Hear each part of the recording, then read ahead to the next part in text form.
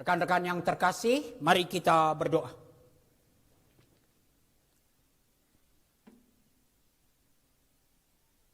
Karena kami menyembah Allah yang hidup, dan Allah yang hidup itu menyatakan diri kepada kami, Allah yang begitu mengasihi kami, Allah yang begitu peduli kepada kami, dan itu didemonstrasikan di dalam Kristus Yesus.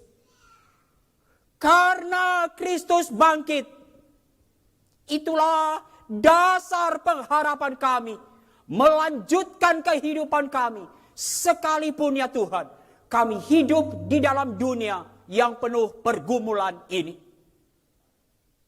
Sebentar ya Tuhan, kami akan masuk ke dalam pemberitaan firman Tuhan. Kiranya Roh Kudus memimpin pemberitaan firman Tuhan.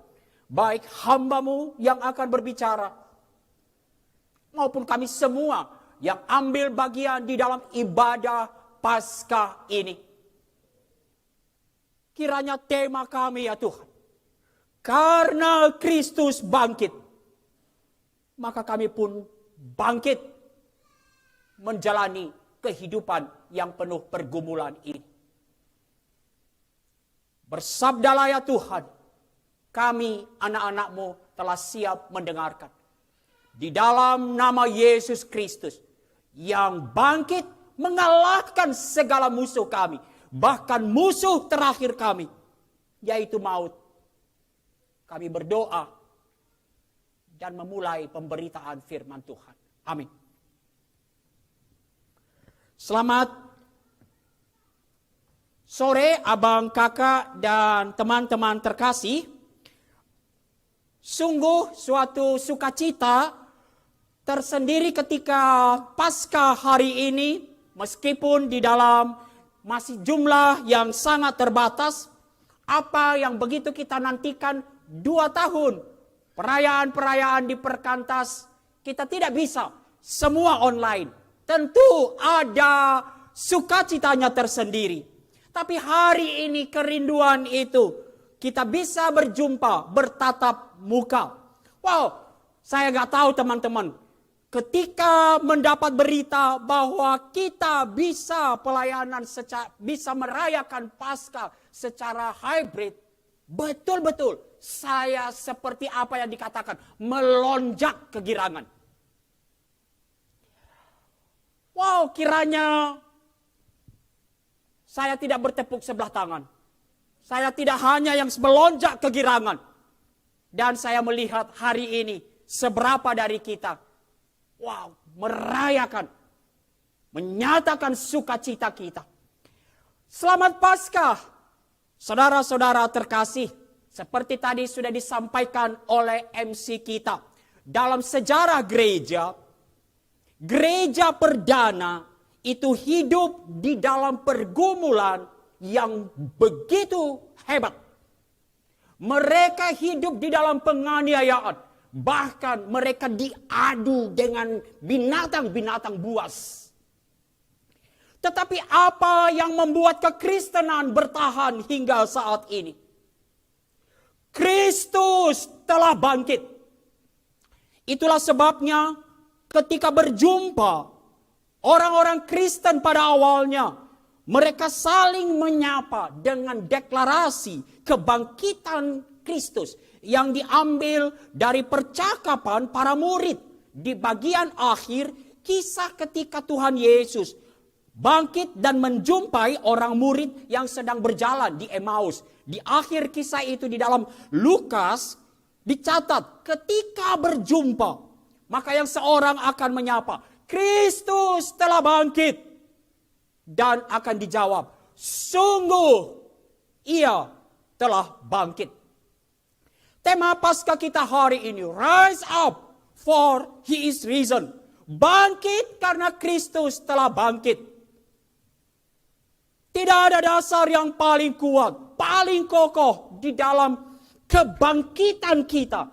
Di tengah-tengah pergumulan hidup dunia ini. Di tengah-tengah realita keterpurukan. Tadi ketika MC berkata, apa kabar? Dan saya nantikan. Agak ragu-ragu kita menjawab, luar biasa. Kenapa itu memang realita? Keterpurukan, pergumulan. Tidak ada dasar yang paling kokoh selain kebangkitan Kristus. Dan itu merupakan tema sentral di dalam perjanjian baru. Kebangkitan Kristus adalah kebangkitan kita. Maka di Paskah kita kali ini kita akan merenungkan satu bagian firman Tuhan.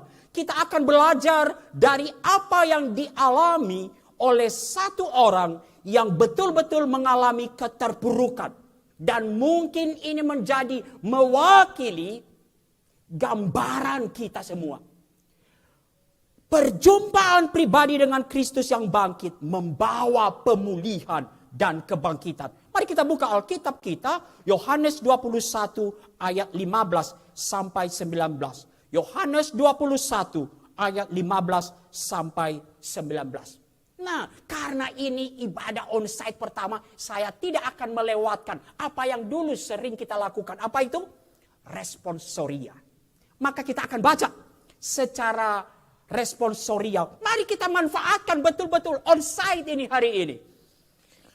Saya mulai dari ayat 15 dan terus kita bergantian.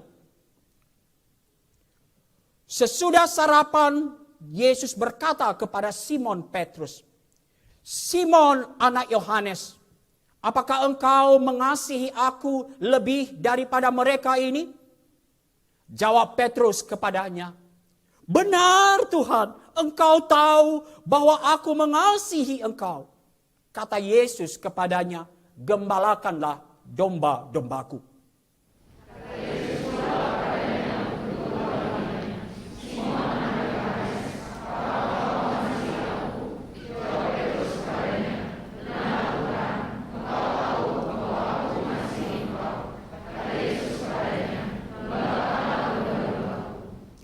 Kata Yesus kepadanya untuk ketiga kalinya, Simon anak Yohanes, apakah engkau mengasihi aku? Maka sedih hati Petrus karena Yesus berkata untuk ketiga kalinya, apakah engkau mengasihi aku? Dan ia berkata kepadanya, Tuhan, engkau tahu segala sesuatu. Engkau tahu bahwa aku mengasihi engkau. Kata Yesus kepadanya, gembalakanlah domba-dombaku.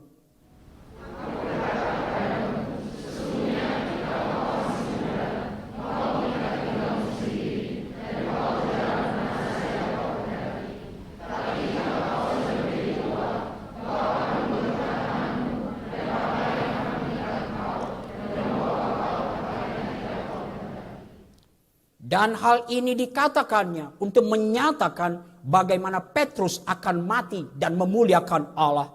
Sesudah mengatakan demikian, ia berkata kepada Petrus, ikutlah aku. Teman-teman, saudara-saudara terkasih, ada 3 poin perenungan atau pesan bagi kita malam ini. Apa artinya bangkit karena Kristus bangkit? Yang pertama, alami pemulihan karena Kristus telah bangkit. Kebangkitan Kristus membawa pemulihan kita. Dari catatan keempat Injil, sebelum kematian Kristus, Petrus selalu menunjukkan diri sebagai pemimpin, tokoh utama dari murid-murid. Ia selalu berada dekat Yesus. Namun menarik sekali kalau kita baca catatan keempat Injil itu menunjukkan pemunculan yang sangat minim dari Petrus pasca peristiwa kebangkitan Kristus. Tidak ada pembicaraan Petrus dengan Yesus sampai peristiwa di Danau Galilea itu. Yang menurut catatan Injil Yohanes, kalau kita lihat ayat 14, inilah kali ketiga Yesus menampakkan diri kepada murid-muridnya setelah ia bangkit. Ya, izinkan saya untuk menafsirkan. Rasanya tidak ada yang paling terpuruk dari antara para murid selain Petrus. Ia mungkin tidak sanggup memandang Yesus. Yesus yang telah ia sangkal sampai 3 kali. Aku tidak mengenal dia. Melihat peristiwa penyangkalan Petrus, kejatuhan itu betul-betul menghancurkan. Kegagalan yang membawa Petrus dalam keterpurukan yang sangat dalam. Ia yang sebelumnya betul-betul menunjukkan tekad, komitmen dan keberanian. Tuhan, aku bersedia masuk penjara dan mati bersama-sama dengan Engkau. Dan Petrus tidak main-main. Petrus tidak main-main. Ia betul-betul serius. Ia membuktikan tekadnya beberapa jam setelah itu. Setelah ia menyatakan pernyataan itu. Di Getsemani saat Yesus ditangkap, Petrus menghunus pedangnya. Dan itu pasti Petrus tidak sedang memilih kuping. Petrus mau berperang, membela Yesus. Ia membuktikan kesediaannya untuk masuk penjara dan bahkan mati bagi Yesus. Keempat Injil mencatat, meskipun murid-murid yang lain melarikan diri, meninggalkan Yesus setelah penangkapannya, Petrus terus berusaha tetap mengikuti Yesus dan orang-orang yang telah menangkap Yesus. Dan itu yang membawanya ke depan rumah pelataran imam itu. Petrus bisa punya pilihan. Seperti murid-murid yang lain meninggalkan Yesus. Tetapi ia membuktikan komitmennya. Ia membuktikan tekadnya. Petrus betul-betul menunjukkan komitmennya untuk mengikuti dan membela Yesus. Jika kita lihat Lukas 22, kita lihat sebentar. Lalu Yesus ditangkap dan dibawa dari tempat itu. Ia digiring ke rumah imam besar dan Petrus mengikut dari jauh.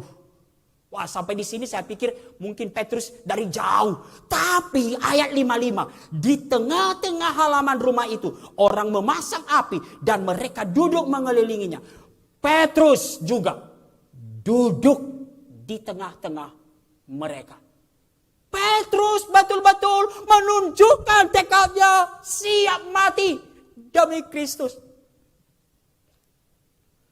Lalu kemudian peristiwa yang menghancurkan hati itu terjadi. Penyangkalan yang dia lakukan secara sadar. Mengapa saya katakan secara sadar? Ada rentang waktu yang cukup lama. Dari Yesus ditangkap mungkin lewat tengah malam. Sampai ayam berkokok di pagi hari.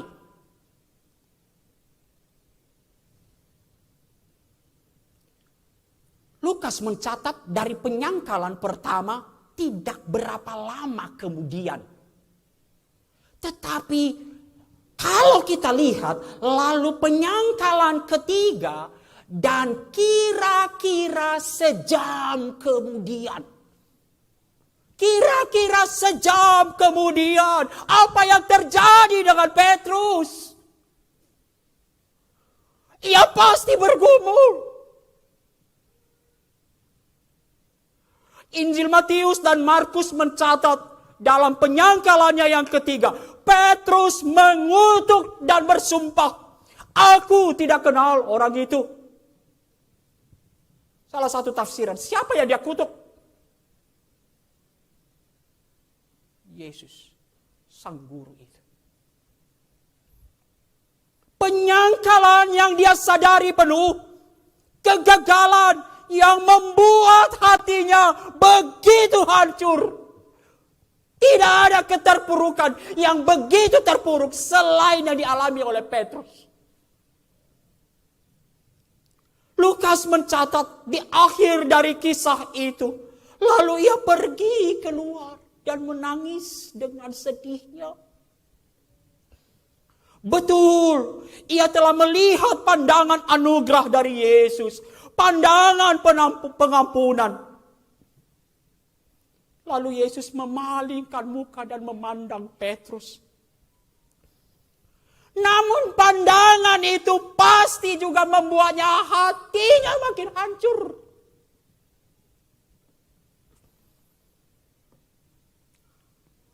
Apa yang dibutuhkan Petrus? Petrus membutuhkan kebangkitan. Petrus membutuhkan pemulihan. Dan itulah yang Yesus lakukan kepada Petrus. Bagaimana Yesus memperlakukan Petrus setelah penyangkalannya merupakan satu pelajaran yang baik bagi kita tentang pemulihan, termasuk di dalam relasi, pemulihan di dalam komunitas orang percaya. Kembali kepada teks kita tadi, Yesus menampakkan diri yang ketiga kalinya kepada murid-muridnya setelah kebangkitannya. Dan kali ini Yesus menampakkan diri di Danau Tiberias. Danau Tiberias itu nama lain dari Danau Galilea.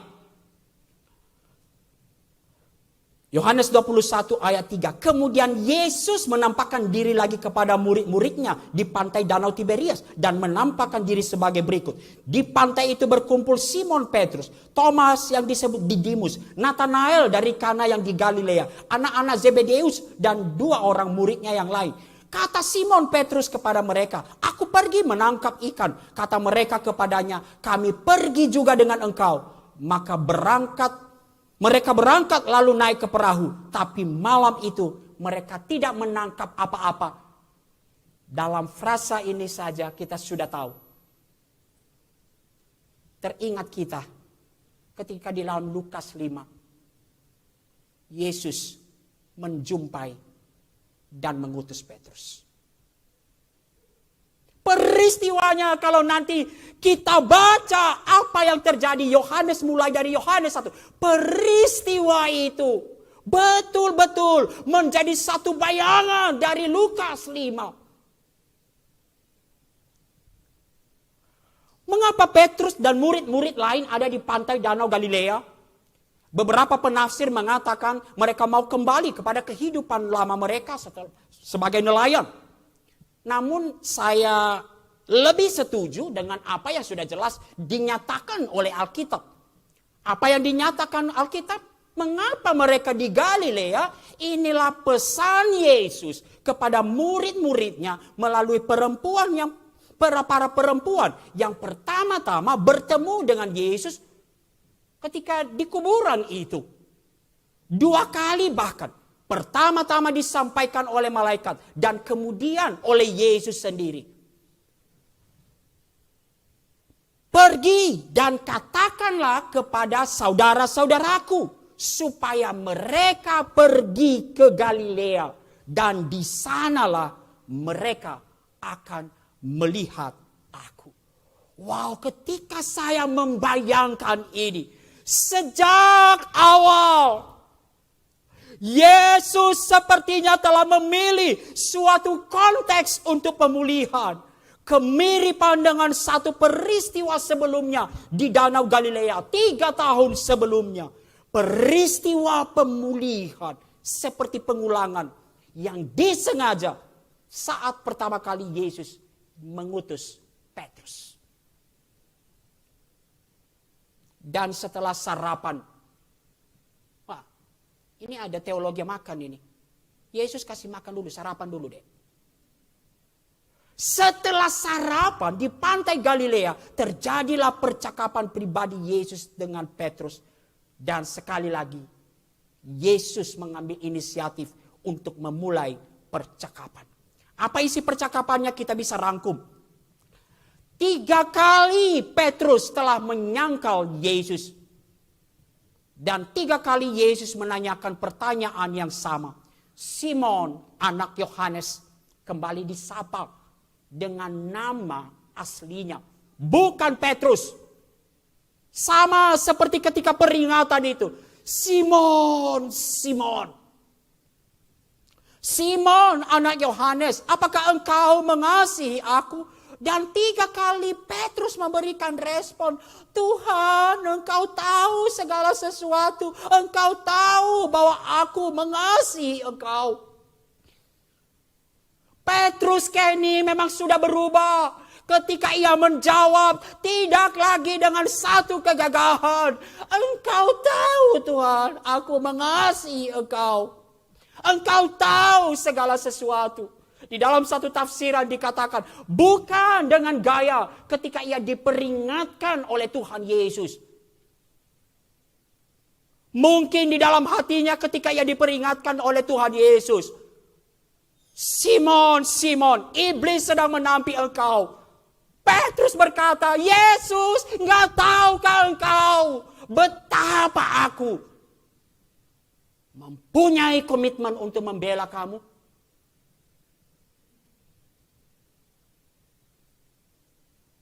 Dan 3 kali Yesus mengutusnya kembali.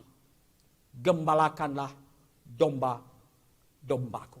Apa yang bisa kita renungkan dari proses pemulihan ini?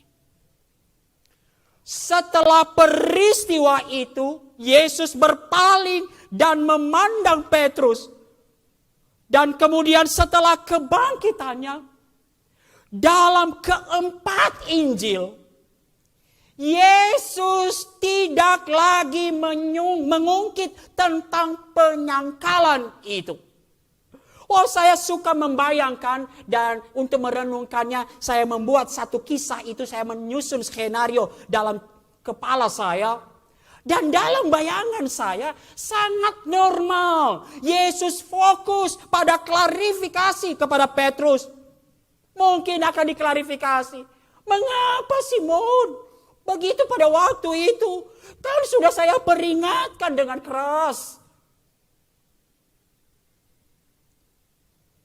Atau ketika Petrus menjawab, benar Tuhan, Engkau tahu segala sesuatu. Engkau tahu bahwa aku mengasihi Engkau. Saya bayangkan, kembali Yesus bisa meresponinya dengan, Simon, Simon.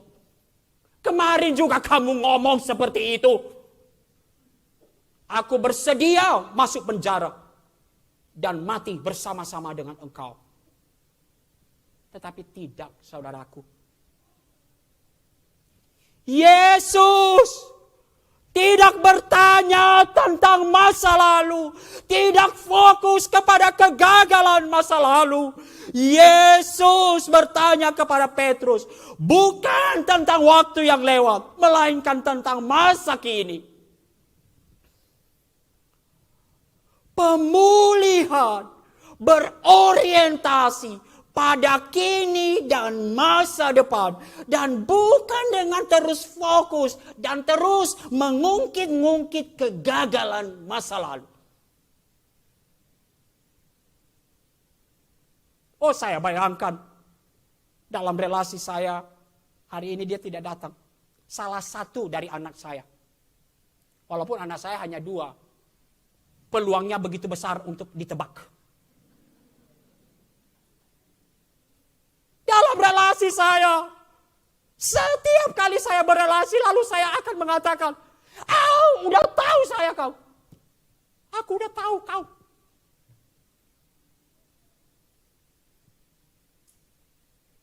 Seluruh interaksi akan berbicara tentang kegagalan masa lalu. Mengungkit masa lalu. Udah tahu saya nak.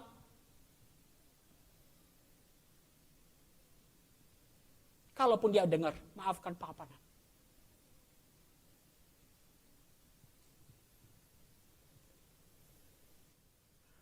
Yesus yang bangkit memperlakukan kita.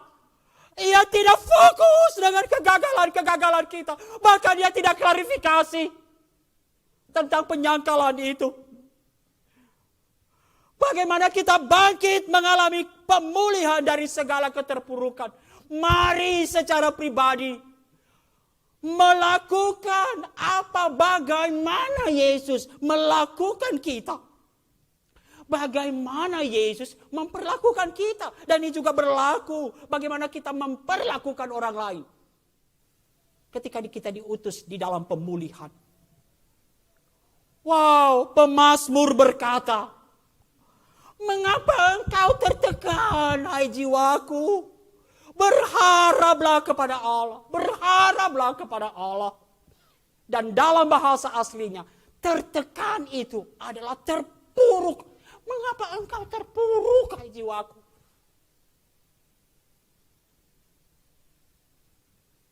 Dan di ratapan, diungkapkan, ratapan 3 ayat 20. Ketika jiwaku selalu teringat akan hal itu, ketika jiwaku terus fokus kegagalan, maka dituliskan, hal itu aku tertekan, aku terpuruk di dalam diriku.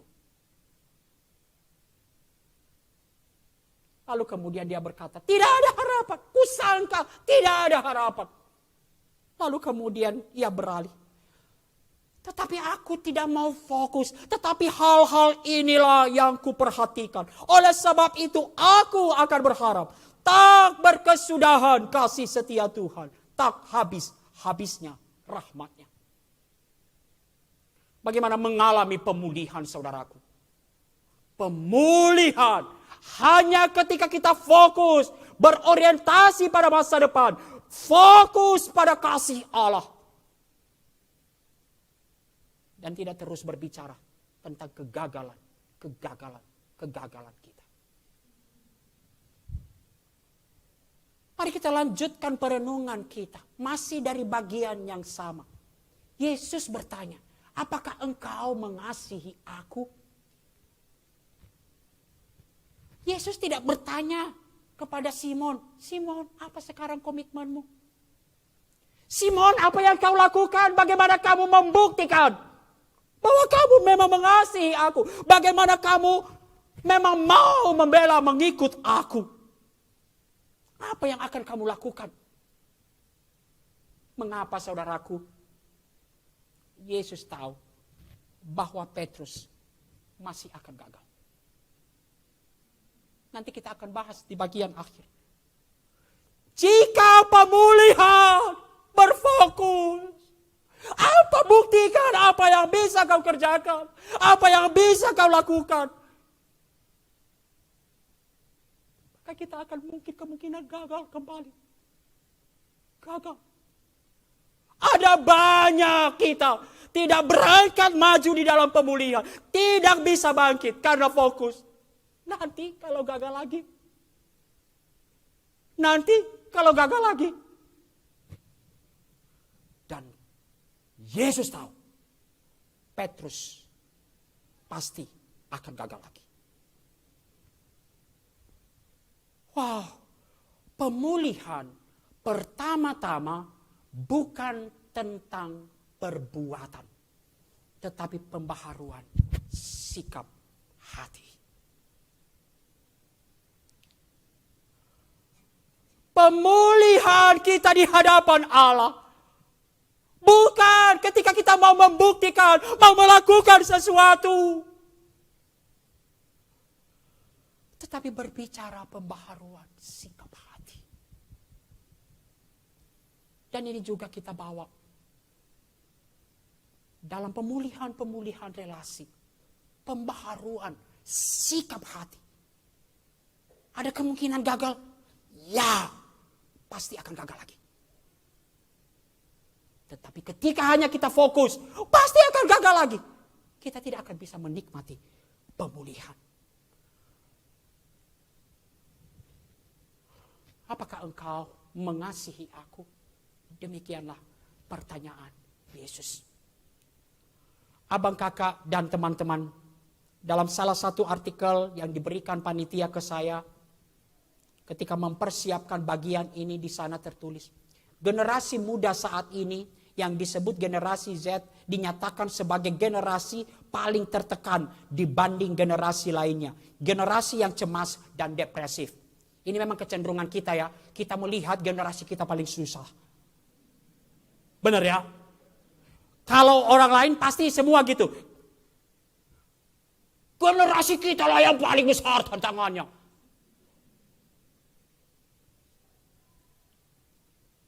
Maka saya katakan mungkin bukan hanya generasi ini. Generasi Z mungkin mewakili semua generasi.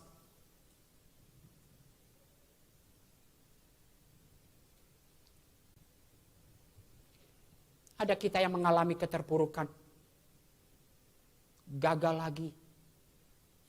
lagi dalam dosa-dosa tertentu.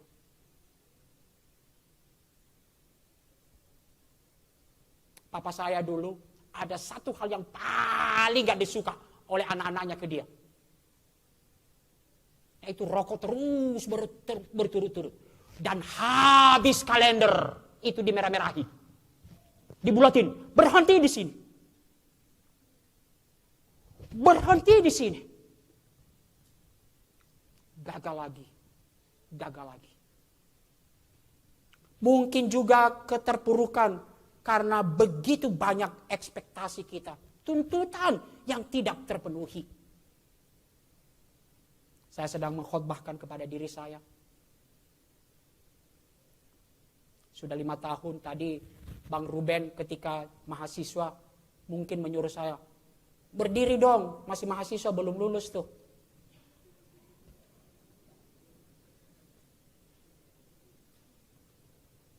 Mungkin ada yang terpuruk dengan luka-luka karena masalah relasi. Dan berbagai keadaan yang membuat kita tertekan dan terpuruk. Petrus itu gambaran kita.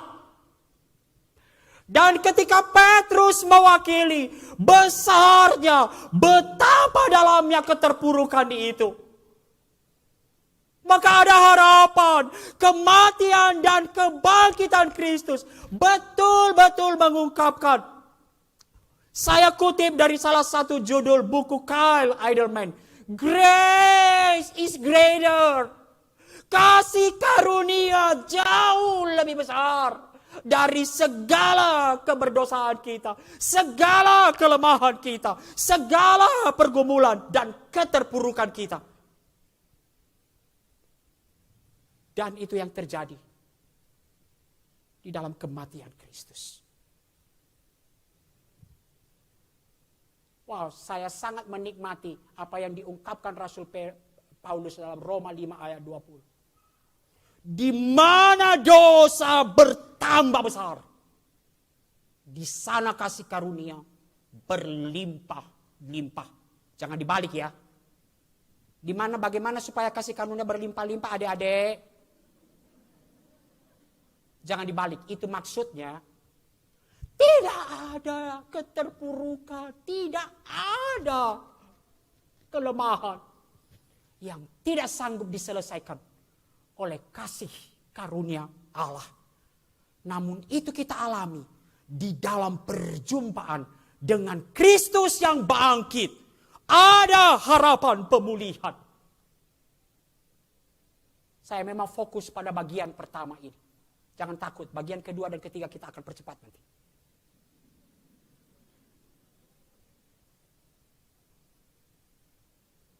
Ada banyak kita terpuruk, di dalam tertekan, walaupun mungkin mulut kita berkata, luar biasa. Tetapi kita malah menjauh dari Tuhan. Kenapa?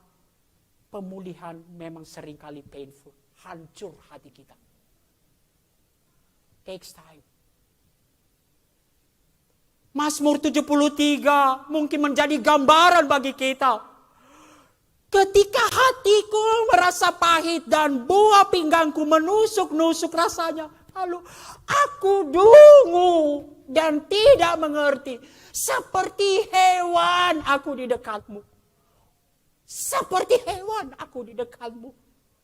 Aku tidak tahu. Mengapa saya menyangkal engkau? Mengapa saya gagal lagi? Tetapi menarik ayat berikutnya. Tetapi aku tetap di dekatmu. Wow. Tetapi aku tetap di dekatmu. Seperti hewan aku di dekatmu. Dungu. Tapi bukan aku lari. Tetapi aku tetap di dekatmu.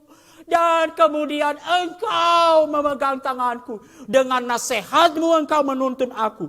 Dan kemudian engkau mengangkat aku di dalam kemuliaan. Kiranya hari ini tema kita. Bangkit sebab Kristus telah bangkit. Alami pemulihan. Di dalam perjumpaan dengan Kristus.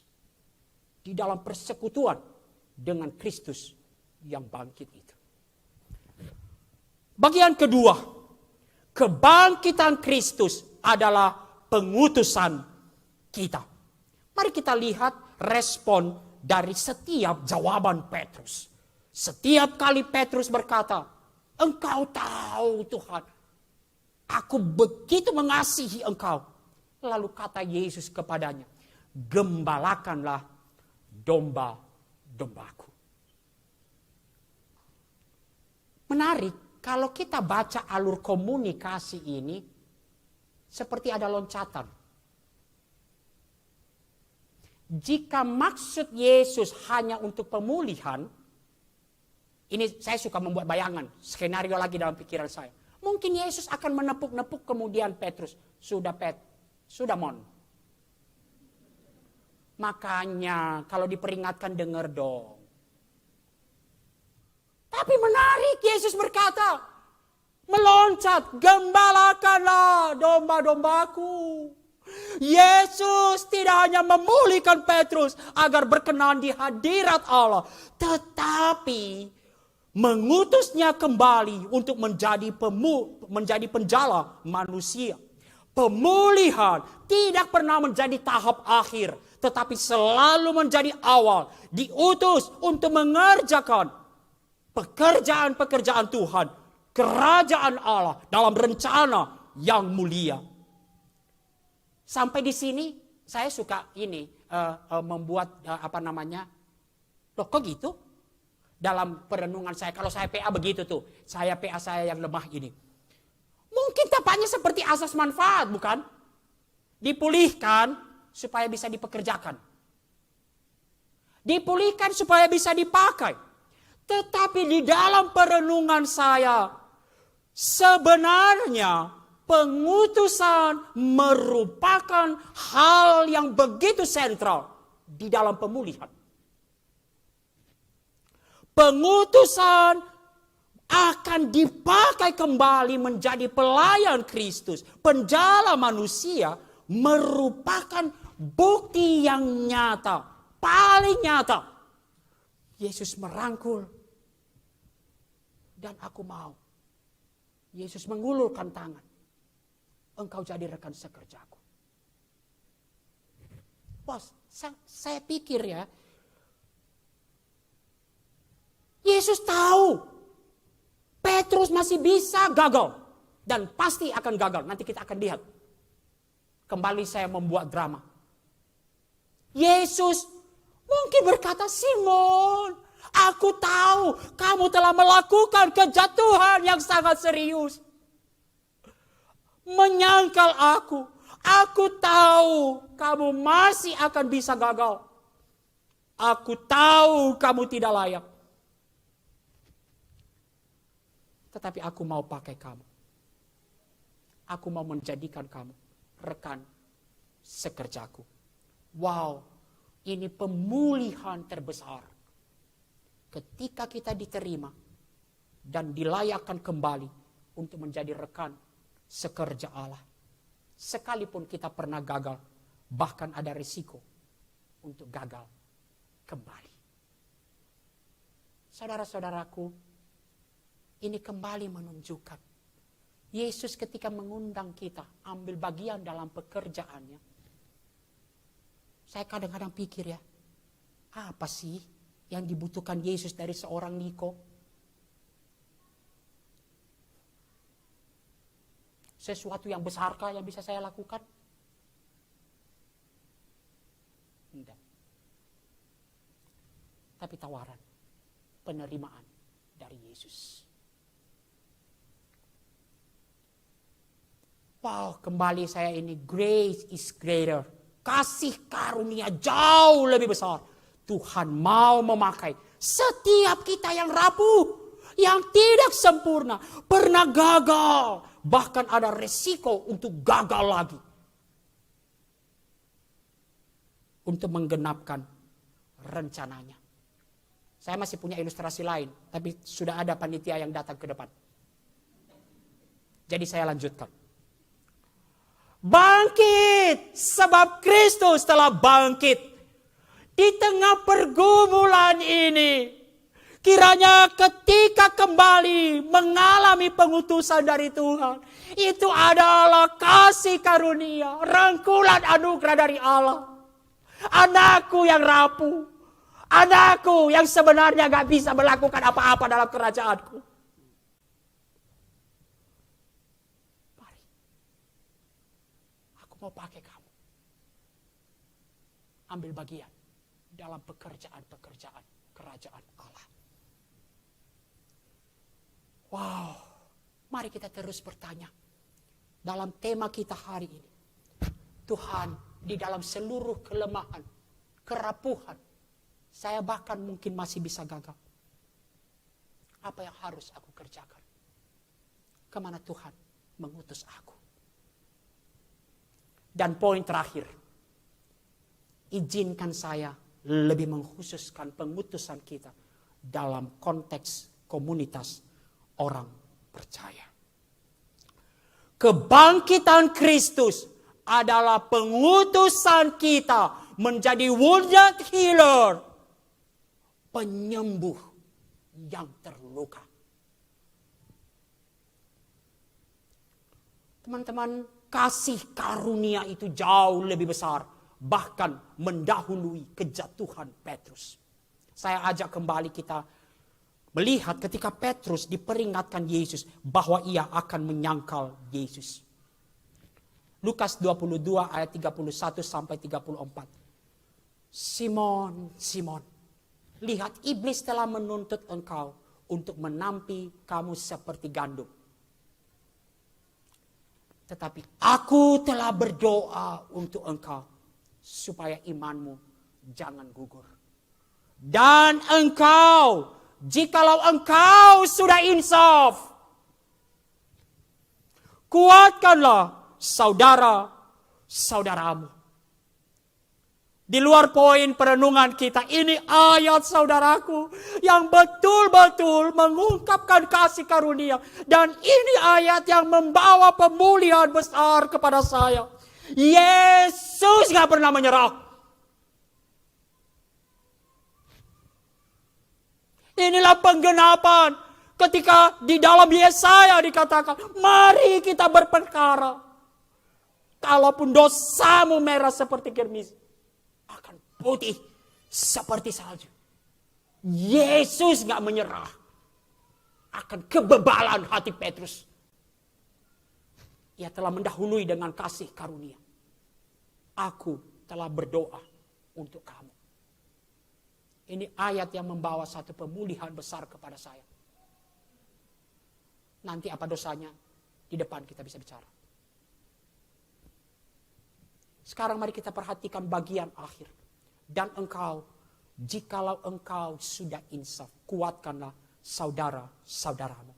Petrus, jikalau engkau sudah insaf, jikalau engkau telah dipulihkan, kuatkanlah saudara-saudaramu yang memang di dalam realita juga hidup di dalam pergumulan, hidup di dalam jatuh bangun, hidup di dalam keterpurukan.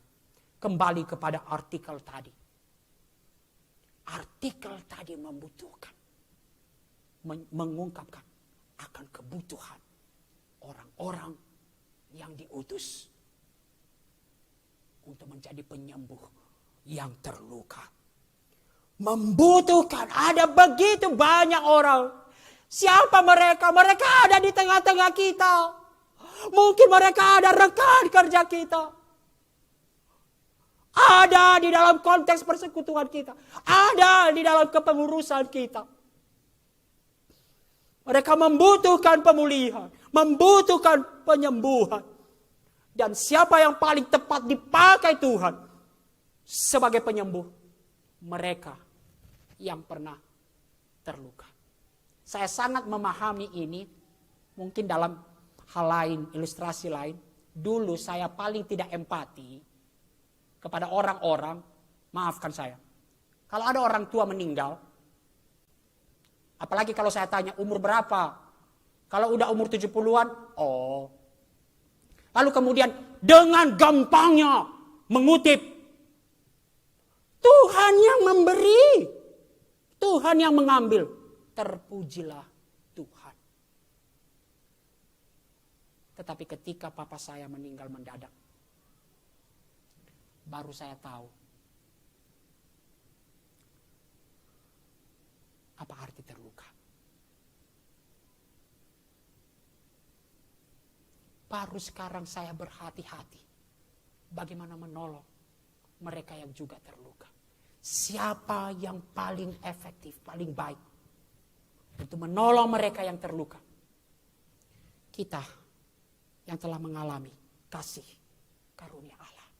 Bahkan masih juga di dalam pergumulan. Kenapa saya katakan masih dalam pergumulan? Ini bagian akhir teman-temanku, panitia.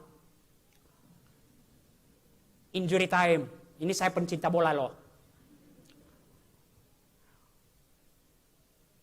Mari kita lihat Petrus sekarang. Apakah Petrus sesudah pemulihan itu lalu dengan gagah berani? Ya betul, kisah 2 menunjukkan ia dengan gagah berani. Tetapi baru saja ia dipulihkan, Petrus kembali menunjukkan kejatuhan dan kegagalannya. Wah menarik, Yohanes 21 ayat 20 sampai 22. Saya tidak akan baca. Wah teman-teman, baru aja dipulihkan. Kata Yesus, apakah engkau mengasihi aku, Simon? Dan seharusnya kalau aku mengasihi Tuhan, aku gak peduli gimana sih dia. Baru saja dipulihkan. Dan ketika Petrus berpaling, ia melihat murid yang dikasihi Yesus. Siapa itu? Yohanes. Lalu kemudian dia bertanya, kalau dia Tuhan gimana nasibnya?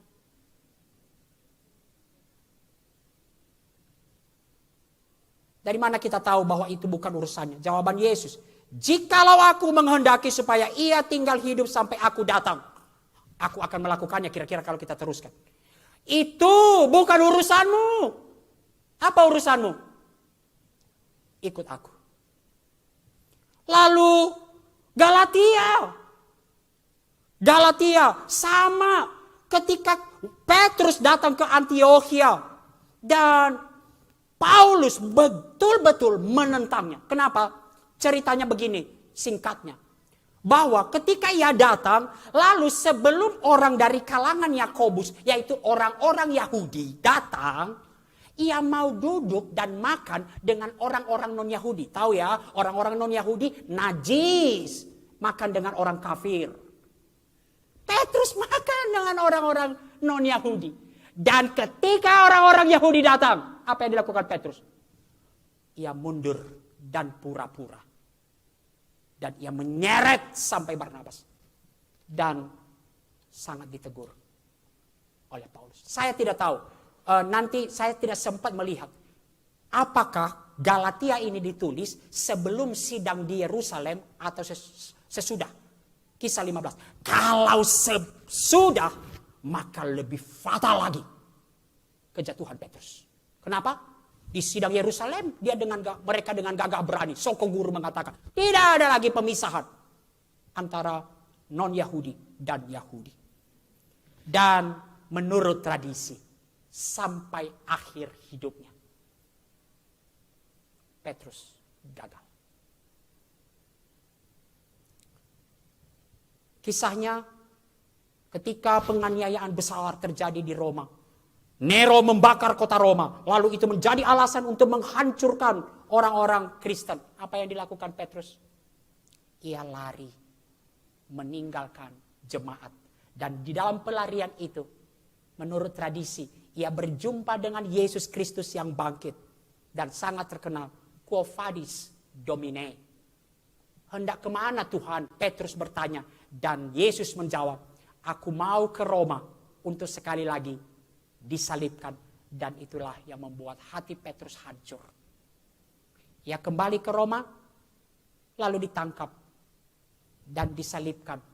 Dan ketika disalibkan, ia meminta, aku tidak layak disalibkan seperti Tuhanku. Dan ia disalibkan terbalik.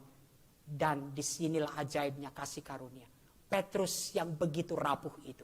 Petrus yang begitu jatuh bangun itu, saudaraku. Memenuhi bacaan kita tadi. Sampai akhir hidupnya. Ia memuliakan Allah. Bukankah itu alasan bagi kita?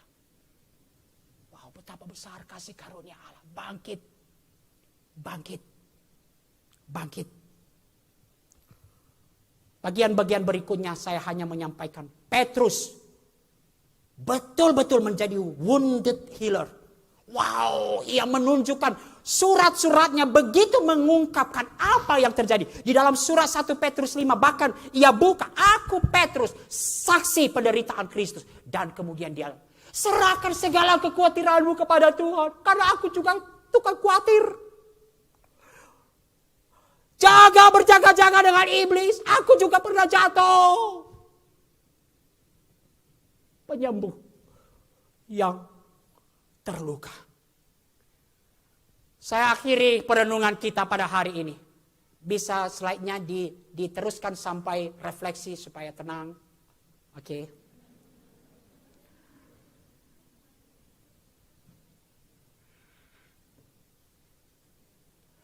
Kasih karunia Allah yang luar biasa. Kasih karunia jauh lebih besar. Kristus yang telah bangkit itu mencari Petrus, memulihkan Petrus, mengembalikan, merangkul Petrus, sahabat terkasihnya, dalam pelayanan seumur hidup yang menghasilkan banyak buah. Kita catat kisah 2. Bagaimana Petrus dengan gagah berani berkhotbah dan ada 3.000 orang yang bertobat. Bahkan ia berkhotbah kepada mereka yang menyalibkan Yesus. Kasih karunia jauh lebih besar. Di tengah segala kelemahan dan pergumulannya, Petrus mengalami kasih karunia jauh lebih besar. Dan ini menjadi dasar yang kuat. Petrus terus berjuang, memenuhi panggilan dan pengutusannya untuk menjadi penjala manusia. Sekalipun kegagalan dan kerapuhan terus menjadi bagian dari kehidupannya, dari perjalanannya. Bangkit karena Kristus telah bangkit. Kehidupan adalah sebuah perjalanan. Di sepanjang perjalanan itu kita akan mengalami pasang surut seperti pengalaman Simon Petrus. Kristus telah bangkit dan di dalam perjumpaan dengan Allah, di dalam persekutuan dengan Kristus, kita juga dibangkitkan. Ada harapan pemulihan dan dimampukan menjadi pribadi yang dipulihkan dan berguna bagi kerajaan Allah. Maka Ibrani 4 ayat 16. Datanglah menghampiri kasih karunia itu. Sekali lagi saya tidak tahu apa pergumulan kita saat ini.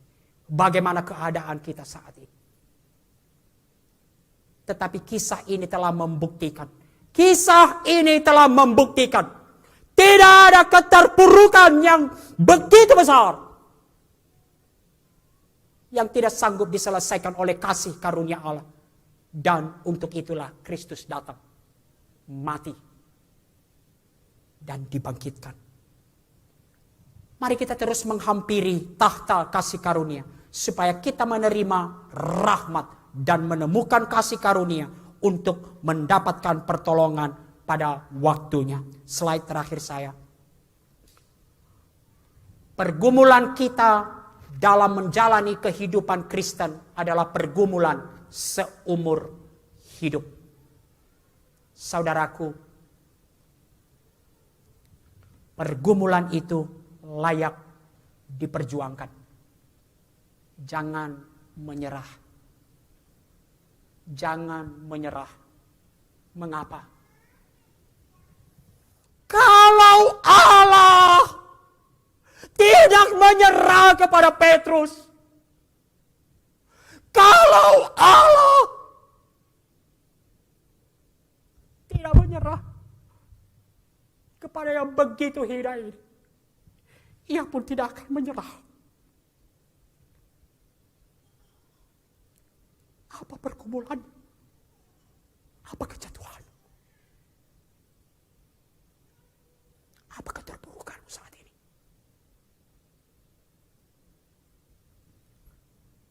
Kristus telah bangkit. Ada harapan pemulihan, pembaharuan. Bahkan kita diutus menjadi pekerja-pekerjanya. Menjadi wounded healer, penyembuh yang terluka. Mari kita berdoa.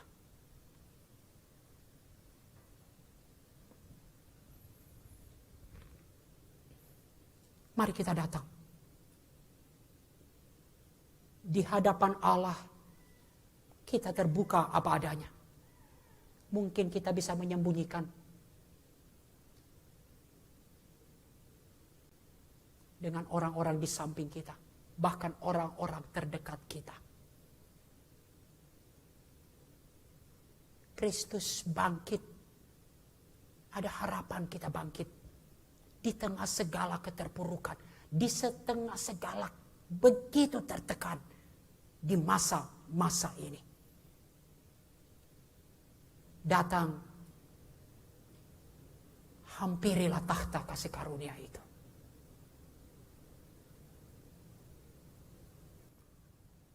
Bapa yang di sorga, terpujilah Engkau yang telah menyatakan, merencanakan pemulihan, penyelamatan kami. Dan itu dinyatakan, didemonstrasikan di dalam kematian dan kebangkitan Kristus. Ini kami anak-anak-Mu. Ini kami anak-anak-Mu. Dengan segala keterpurukan kami. Dengan segala pergumulan kami.